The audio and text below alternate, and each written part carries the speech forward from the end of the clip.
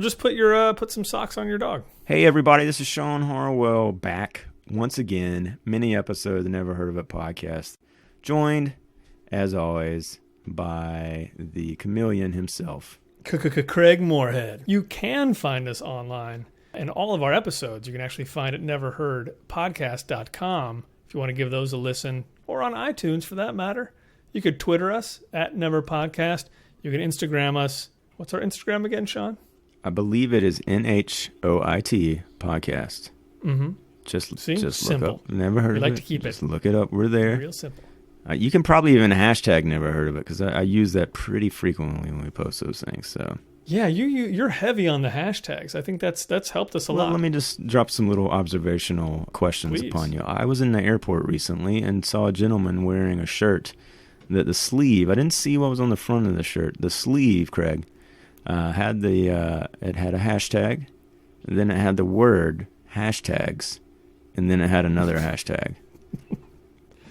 Does that make any kind of sense to you?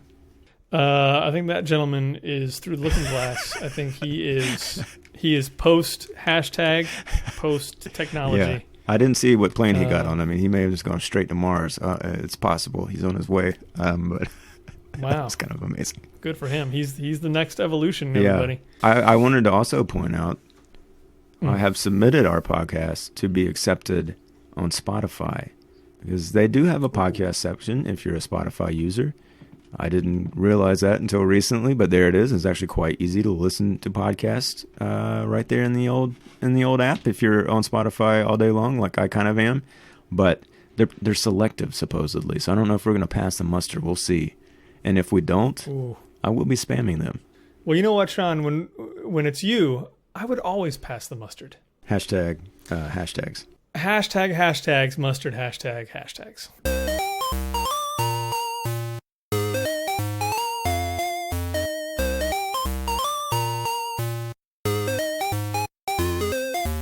We had to go back and kick the tires a little bit on Dunkirk because we wanted to just do a sort of like quick, fun spoiler discussion because I did see the movie finally. Saw it in 70mm, Craig. Boom. At the happened to be in Los Angeles just for a few short days and caught a screening in the Dome in the Cinerama.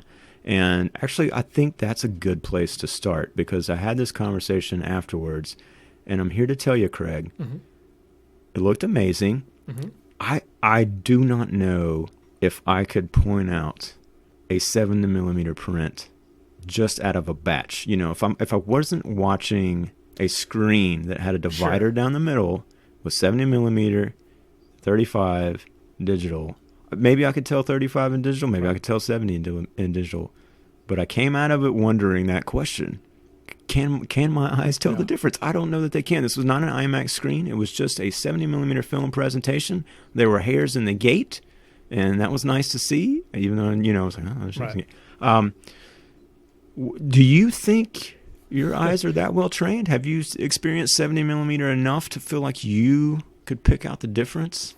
I don't think there's any way that I could. Yeah. Yeah, I mean, going in and knowing that something is 70mm, no. I mean, there's no way I think I would just be able to tell at all. No. Part of my excitement to see it again, I am kind of curious to maybe check out a digital presentation and see if I pick up any differences there. I will say this, Craig. We've talked about this before. We talked about your awesome night at a official screening where Christopher Nolan was there. If you haven't listened to that mini episode, you're going to want to go check that out. We didn't do spoilers in that episode. Yeah. Definitely going to do spoilers in this one. Mm-hmm. I did not have the sound problem that you had. I found that I had trouble understanding the dialogue at time, and that may be more of the dialect, but the two other people I was with also said the same thing. Yeah, I've heard that a lot. Yeah, again, amazing theater at the ArcLight there, but did not feel like the sound effects or the sound design was overbearing in my experience. Had the opposite, couldn't quite understand the dialogue at times. Yeah. So maybe maybe that's why Christopher Nolan does, like, you know, the Bane thing and always has Tom Hardy with something in front of his face. It's because he just listens to it so loud that he can make out what Tom Hardy is saying. It's just that everything else sounds like the speaker is about to collapse in and on itself and just implode. Well, I'll say I had the exact same problem. For as Okay. loud as that was, there's a lot of dialogue that was buried under all the carnage. And yeah, me nor the couple other people that we kind of stood around and talked with afterwards, like, yeah, there was a lot of stuff that was lost. Now, granted, I think that's, a small issue, perhaps, because this is, like you said, there's a lot of moments that have nothing to do with dialogue. Oh, yeah. And I think that's pretty cool. So here is my big takeaway from this movie. And I think I should thank you for de-hyping me a little bit, because I came away actually really liking this movie. And here's why, Craig. And I think this is like the thing for me with it. What I take away from this movie is the tone of it more than the plot, the characters, the performances, or even like the look or any of that stuff. Like I do have there's obviously like some great visuals that stick in my head, notably the soldier running down the streets in the opening and like trying to get behind that line. One of those shots on the sand where you're seeing the beach explode in the like shallow focus background and it's moving towards, our foreground soldier. I mean, there's 1,000 great shots in this thing. But what I really took away, and like I think we talked about this, was like, okay, where on the spectrum of war films does this fall, and like how do you find a place to sort of stand out after so many films within that genre, and some very good recent ones too. And to me, I think that's where it succeeded. Like it did. It just felt like this weird, unique, at times confusing experience, and that's like what I really liked about it. I think like you, I may be wrong, questioned things about the historical part of it, about why in fact they are on this beach, and why, how bad is it for them to consider moving 400,000 men the opposite direction, that they would be willing to sit out here like ducks and get picked off. But I do think, as you made me aware, lots of this film's audience, at least in the UK and elsewhere, already know all of that story. Yeah. And so I think that helped me, honestly. And I appreciated that, because those sort of things, they didn't bother me enough to not enjoy this experience. And I'm really like, it's one of the few movies I've seen recently that I'm really totally excited to watch again. Yeah. Even though I have to say, like, yeah, it didn't grab me emotionally. I don't feel like it's a movie I'm going to be thinking about 6 months from now necessarily. But there's just something about that experience that just worked for me and makes me excited to think about just sitting at home and putting that movie on for 30 minutes at a time. And like, even like in the background, I just feel like that's kind of like a cool movie that you can kind of come in and out of and like just marvel at sort of the filmmaking and stuff that's going on there. I agree. I feel like maybe for you, like the criticisms have grown since watching it, and partly because of all those reviews that we've talked about. And I haven't read any of them. I need to go kind of do that and see. I know Leonard Maltin actually, Craig, said he was going against the tide and did not think it was an instant classic and, it's this Kubrick-worthy thing. Yeah. So I think there are some voices out there that have said that. How's it feeling for you? Maybe like here we are a week removed from having seen it. I don't know. I mean, I feel very much the same way I did walking out, because it's a really impressive movie. I love the movie experience. I like being able to watch a movie that's a movie. Like you feel like, and it's definitely that no matter what. Like I feel like a lot of its parts don't feel astounding. I don't really feel like there's that one shot that's just like, oh my God. But at the same time, it's so well put together. I don't know. There's so much to look at. There's so much to learn from it, I feel like. Like that's, and I feel that's kind of my thing, is like, I'm not super excited to watch it again so I can relive the first time I watched it. Like I'm excited to watch it again because I kind of want to puzzle stuff out. I want to be able to watch it knowing that all these time periods are going to be all over the place, because I know that definitely took me out of it in a lot of places. And so I'm hoping the next time I watch it, I'll be able to stay in, not having to worry about that, and kind of check it out. Yeah, let's talk about that for a second, because we've been involved in a discussion in a different forum elsewhere, and like that structure has come up a couple times. Yeah. I watched a video where Nolan was being interviewed, and he talked about like one of his main goals with this movie period was not to cut away to generals talking about strategy and pointing at maps. Like he did not want that one shot where somebody points at a map and then over here and over, there are enemies over there.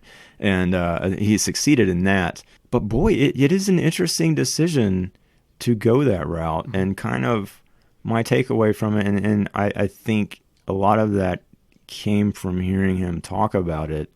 It is sort of that I'm putting you in this experience, and because people are well aware of the actual events of Dunkirk and the succession of events, the retreat, the dogfights, the bombs, the call to civilian boats, and the rescue, like they're familiar with that chain of events. I wanted to put you in a situation where you're with soldiers in the 3 different elements and have all of those bits of information trickle down to you so that the people who know it by heart aren't bored, but the people who don't know it will still get enough to make sense of it. Yeah. I think. And clearly I'm adding my own spin on that a little bit too, but I think that's kind of what he said. I don't remember I think the interview was with Peter Travers. I'll see if I can find it and post it because it was informative in that regard. Right. I honestly can't remember what those title cards said exactly. It does feel like he was establishing land, sea, and air. Yeah. But boy, I was confused by the time frame of it. Yeah, for sure, because you're jumping from night to day at times. Yeah. There's no way around that kind of not throwing you out of the loop. And yet I do wonder, do you feel like that movie works better as a straight timeline narrative? Well, that's what I was trying to figure out is first I was trying to think like, how would that movie play chronologically? So, would it be that you start off the movie and probably the first 40 minutes is all the dogfighting, and then that's over, and then the rest of it is just guys on a beach trying to get onto ships? I think so, but also some of the Mark Rylance stuff took place during daylight. Well, it took place during the dogfight. So, yeah, and for me, like I didn't even realize what was happening with the time until we saw Cillian Murphy on the boat with the guys in the life jackets, like trying to get on his boat, and he's like, and they're like hanging on to his boat, and he seems to be in charge. And I mean that, I feel like I was probably the last guy in the theater to figure that out because you'd already been going to night and then back to day. But for some reason in my head, like I definitely remember thinking before I put all that together, I was like, how far away is Dunkirk? Like, because you'd cut back to Rylance on the boat and it'd be during the daytime. I'm like, how long is it going to take them to get there? Like, that doesn't seem possible. It's a 4-week trip across the channel. Yeah. Yeah. So I guess that was the real thing. Is like somebody said it to me. They were like, they thought, he found the only way you could tell that story. Then I was like, yeah, but how would like, if you just got like a studio hack and they were like, hey, everybody wants to see the story of Dunkirk, so you go make it.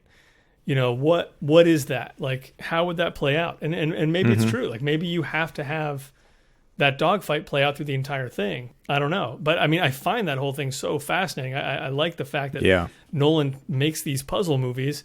I like puzzle movies, even if they don't... Like, I never swell up with emotion, but it's so fascinating to watch. Yeah, he is intensely interested in structure, it feels like. He said, I believe, that the script was about 75 pages long. Sure.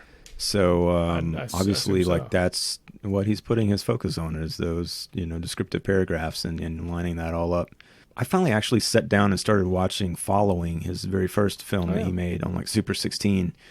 And boy, that's really good, and it's definitely got some nonlinear stuff in it. That's on Netflix if you haven't checked that out. But another big thing that I think has been a topic is the issue of the enemy in this movie, and how they're. I think I didn't realize, like, not even mentioned for the most part, at least by the name Nazi, rarely seen in anything other than the form of a plane or a bullet hole, or a silhouette, like right at the end. But you never see a face. Silhouette. There's not a like, here's our bad guy. I do have an answer or an interpretation on that. Yeah.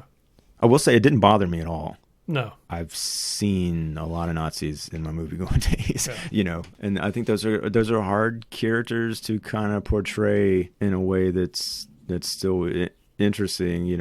They sort of have to have screen time to make them have any sort of layer other than just godless killing machines. Right. My thought is that we don't see them in this movie because there's not a great moment in the film I can think of where the soldiers would have seen them themselves. Yeah, absolutely. They're not seeing into the cockpits of those planes at that distance. They're not seeing the soldiers on the other side of the hill at that distance. So that's the only sort of thing that I can kind of make heads or tails of why there was such a strict decision to not show them. Yeah, well, and I think partially too, they're not. I mean, obviously they were Nazis, but they're not really in this movie. It's not about whether or not they're Nazis. It's really just.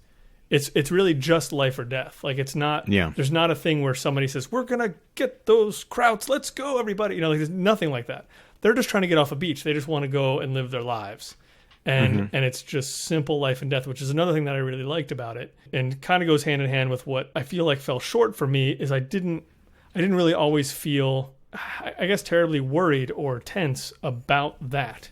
Like, whereas I feel like I should have just been on pins and needles through the entire thing. There were definitely times when I was, but there were other times where I was just like, I don't know, nobody really seems that worried right now. I guess, like, I'd be terrified the entire time. Like, I just feel like I'm a sitting duck. So, when are more planes going to show up? I was going to say, I think there are ebbs and flows to that for sure. Yeah. There are times where it feels the intensity is in an early part of the movie that's not in the later part. And maybe, again, like, that's part of that structure. And part of what makes that structure a little confusing is because of the rise and fall of intensity. I'd have to go back and like rewatch it to really pinpoint, if those moments are correlating to because it's earlier in the day and earlier in the attacks or not. Yeah. But I want to ask you this, and it's on that note. In that same interview, he said, I think he kind of actually buckled at the mention that this was a war film. And he said he actually didn't think of it as a war film. He thought of it as a survival film. Yeah. Ties back to that story that he told in the screening you saw about being stuck out there on a sailboat near Dunkirk for 19 hours in terrible conditions and horrible waves, and thinking about, what was it really like trying to survive that situation and having bombs dropped on you. Yeah. Is that a cop-out? I mean, to say it's a survival, like, aren't all war movies in some way survival films, or is it just because you're kind of removing the politics of it? I don't know. I thought maybe that's a little prickly to kind of have that. Like, I don't feel like that's a cop-out, because I do feel like most war movies, especially WW2 movies, are like Saving Private Ryan. It's very rah-rah American spirit. We're going to kill those Nazis. Those Nazis are so terrible. And like that's what it's about. It's like we're the heroes, they're the villains, and here we go. I think it's really interesting to strip everything down to you're at war with these guys, and you might hate Nazis, but more than that, you don't want to get a bullet in your face. Like it's just trying to live, And partially like there's that I really love the end of this where they're going through these lines and like being passed blankets by this guy who I think was blind. Yeah. And the one guy says, we didn't win. Like all we did was survive. And he said, well, survival is enough. Yeah. And that's, I like that. I like the fact it was really stripped down to that because that's what so many movies are about, really. Yeah. And so, making the Dunkirk thing really just about being alive and how that's surviving it all is a victory. Even just in general. Yeah. And I do think, like, again, like, the fact that is stated so bluntly is nice, but the fact that it happens in that's like the last 6-7 minutes of the movie, I think that, again, is, like, going to inform repeat viewings. Because I can see people sitting around wondering, what exactly is the take? Like, what am I supposed to be feeling here? And, like, what is the message? Yeah. And it's interesting that kind of comes out through that Harry Styles character. And I agree, man. I thought he was great. Like, I think he did a really solid job here. But I think that's it. I mean, like, it is finding reward in retreat, finding some sort of dignity in that. And I was not aware that was what I was supposed to be thinking until that moment. Yeah. So I do think, like, again, like, okay, like, what's that second viewing going to look like when you've got that in the forefront of your mind? You know that's what this movie is building to. Right. I wonder if it's going to feel a little differently, or maybe, I don't know, it could be less effective because of that, because then maybe you are asking, like, okay, well, if I'm supposed to be thinking about this as the intensity of survival, maybe that structure is kind of neutering some of that intensity when we're pulling back and seeing things happen from, an earlier part of a scene we've already seen, or just from a different angle. Yeah. And let me ask this, because I think this was a big part of it. I think most of us go into a movie with expectations of some kind, whether we were really thinking about them or not. And I realized, like, my expectation was that the end of this movie was probably going to be something where these soldiers are just on the edge of death. Doom is coming. The Nazis have pushed through the whatever the lines, and they're going to roll out onto this beach with tanks, and it's going to be over. But then out of the fog come all these little boats, and like they just get out of the nick of time, and like it's going to be it's going to be a close call, but man, they got out of there. And so, I mean, did you have any expectations like that, where it was going to be the fact that these people came was going to be such an emotional crescendo? I don't know, almost a showdown between just regular folks and those evil Nazis. No, I didn't think about it that far ahead when I'm watching it. And I did not. I watched like one trailer for this movie, like the very first teaser, and that was it. So I didn't even, like, even that message that you were talking about this on the poster, like home came to them or whatever. Yeah. I didn't know that, until you told me. Right. And so I don't know. I mean, I remember you saying, like, this is not Saving Private Ryan. It's not, you didn't feel like he was trying to milk out the sentimentality of that moment and the emotion of it. To me, it still, like, it, again, like, that felt like consistency of tone to me. Like, that was the movie he was making. And, like, there was something about it. I felt emotional when they're there, and like Branagh recognizes them, and they get the soldiers salute, and all these little boats pop up. I got that for a little bit, and I think the score kind of swells in that moment and changes, and it feels like a movie moment. But again, like, that wasn't the thing for me, and I don't know, I didn't feel like it was lacking anything more than that. And like, as far as like thinking about a showdown of the Nazis coming onto the beach right at the last moment, I just didn't even think about it, honestly. Right. Like, it didn't occur to me that could have happened, and I'm dying to know more just about the actual history of it. Like, why didn't the Nazis push forward? And even if there's a group of soldiers that knew, they were taking target practice at the one boat that had been grounded, Yeah, that's another one that, and I realize I'm not probably supposed to know what was going on outside that boat, but it brought up so many questions for me. I was just like, where are they? There are soldiers on the beach now, Nazi soldiers? I don't know. Yeah, I was still confused. I mean, like, and even the fact that the Dutch soldier, I believe, like, ended up on or was he? I don't even know if he was a soldier. If he was like the boat captain or something. Like, I was still like a little hazy on that. But as far as an intense scene, like, everything in there like was pretty awesome on that level, I thought. So yeah, I mean, I feel like it's one of those movies that, for those of us that don't know the history of it all, it certainly leaves us wanting to know more. I definitely want to know more about what that actual circumstances of that were, specifically, like, on the interior, and like what happened to France and everything there. So yeah, maybe there's a hardcore history episode about that. So we can just listen to it and knock it out. And what about the other thing I'm wondering is the bit at the end with Kenneth Branagh where everyone else is pulling away, and he says, "I'm going to wait for the French soldiers." And there's a part of me that was like, well, because Nolan said he didn't base any of it on real. Well, he did base it on real people, but none of the people in it were real people. Like, gotcha. None of them were actual people. And so there's a part of me that was like, did somebody really do that? Did he really say, we're waiting for the French? Because my understanding was, like, they were like, we're getting out. Good luck, French guys. Like, it was just a mess. Like, the whole thing was such a mess. So there's a little bit of, like, that felt a little bit weirdly sentimental at that point. That also, to me, like, it feels like that's such like a British thing, like, even like thinking about like Lawrence of Arabia or something like that, or like Life and Death of Colonel Blimp. I don't know if you've seen that, but like, there's always that British general that's gonna, he's gonna stay till the last boy comes home. Yeah. Yeah, I would be curious to know if that's the actual self-sacrifice made, or even what would have happened to a dude that stayed behind. Yeah, because the danger wasn't over, but I guess it was lessened. But it wasn't. I mean, they had no way of knowing. Yeah. I don't know. Interesting. Well, and there's a movie from the 60s that is a French movie called Weekend at Dunkirk that I think is from the French perspective. So that'd be interesting to maybe do a double feature with those two to see what the hell that looks like. What is it? It's Weekend at Bernie's? It's Weekend at Bernie's, yep. I'm really confused right now then. I'm really confused because... Weekend at Burnkirk's. Well, there's bodies in both of them, so... yeah. Yeah. Hey.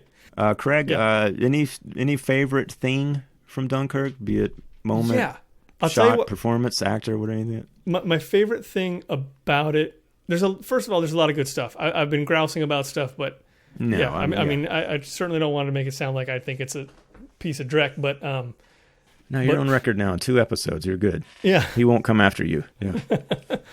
for whatever reason, I really liked how they set up how difficult it was flying those planes and trying to shoot another plane. Oh my God, yeah. Like, and I made a quip earlier. I can't remember if I said it to you or if I wrote it down somewhere, but it was like I remember Top Gun being kind of my first exposure to like people trying to shoot each other from planes, and like that one seemed kind of easy. Like you'd miss on the first one, but then you'd get them on the second one. Yeah, like I got a real sense of just how difficult it is to just turn the plane. Yeah. You know? Just like, I need to go left. Oh God, this is not going to be easy. It's going to take forever. Yeah, and like we're all in planes going pretty fast. And then when I got to try and line this up to shoot a guy, like it's just impossible. So yeah, so I like that gave me some of the best suspense, like that, and the fact that his gas tank starts losing gas. Like I loved all that stuff on the planes. Yeah, it was done so well. And also, you know, if you've seen The Aviator, you know all the difficulties that Howard Hughes ran into just getting dogfights filmed and like looking for clouds and getting, I mean, like here it was amazing. And like it seems like they used actual planes that had a double cockpit that they made look like the Spitfires. I don't think at all much of that was CGI. Like, I mean, that was one of the things. Yeah, early on, where I was expecting everything around Thomas Hardy to be CGI, but then you see the pins on the outside of his cockpit like rattling. Yeah, I was like, I don't think that's fake. They got a freaking IMAX camera in there with them, which is crazy. Yeah. Although I will say those IMAX cameras, they had an IMAX camera at the Air and Space Museum. Yeah. Like one of the ones they used to shoot it. And I was like, boy, those cameras have actually gotten a lot smaller. They're not small, but I remember they used to be like just like a monolith. Like they were just like this huge thing. Well, that actually ties into what I was going to just actually like my ultimate praise, I think, and the thing I noticed kind of immediately, even in the trailer, actually, like thinking about my favorite thing. It's just nice just to see that many actual bodies, people. Yeah. Real freaking people in one place and using extras and having them staged and involved, even though they're background. You know, I know that crap's not easy, actually, even though it kind of comes off, you know, it's just something that you're not supposed to notice so much. But here, it absolutely feeds into the feel of this thing. Like if that had been, and maybe they did do some CGI, like. Well, I'll tell you. I'll give you some inside info from my evening with Chris Nolan. I just love that shot where they're on the, you know, whatever that wall is, where they're all lined up waiting, and you hear those planes coming. They all turn their heads, like their faces. I mean, go. Oh yeah, it's such a great moment in the trailer. So good. Like I remember just from the trailer, I was like, oh God, that's great. Like you because you don't see a plane, you just hear this thing coming in. And think how simple that is. Like that's still, I think, my favorite moment shot in the movie. Yeah. Okay, how'd he do it though? Ruin the joy for me. The entire movie CGI. Good night. Oh God. No, because they were obviously specifically trying to stay away from any kind of CGI. There's a little bit of CGI in the movie, but it sounds like it was just like cleanup work and stuff like that. For the crowds, they did have a lot of extras. He said they had thousands of extras, but of course they're talking about like 400,000 people on the beach. It never felt like 400,000 people on that beach to me, by the way, which I don't care. It never felt like, yeah. Yeah, it never looked like that to me. But there was enough.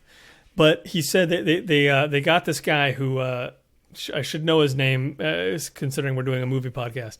But they talked to this guy who did a lot of, you know, practical effects for movies back in the day. And he came out, and one of the things they did was, since they just had these huge lines, like you would have like, you know, you have these lines of soldiers leading into the water. Pretty much. And so you just have these huge lines of people. And he would say like the first 3 lines of soldiers would be real people. And then the next 3 lines, as it got further back, it would be like a few soldiers that were real, but then they kind of had these scarecrows. Kind of. They kind of built like a weird fence of like dummies that the real soldiers would kind of hold. So, but it looks like, you look at those stills, you look at the movie, like it just looks like people standing there. Totally. And it's great. It's not CGI, like they didn't just cut and paste. Okay. Yeah, it's real physical stuff. And I think that's another thing I really like about it is I definitely felt that. Like, there's just that thing of, I mean, it's amazing, first of all, they pulled off that plane stuff without CGI, or without much CGI anyway.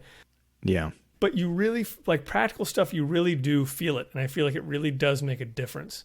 I think with CGI, people want to go overboard too easily. Pun fully intended. But they want to go huge and do something insane that's no shot you could possibly get. And I feel like that kind of ruins it. Like, when you keep it in the real world, it has more impact to me. So, Well, especially when you're trying to tell a story of something that actually happened, Yeah. Oh, absolutely.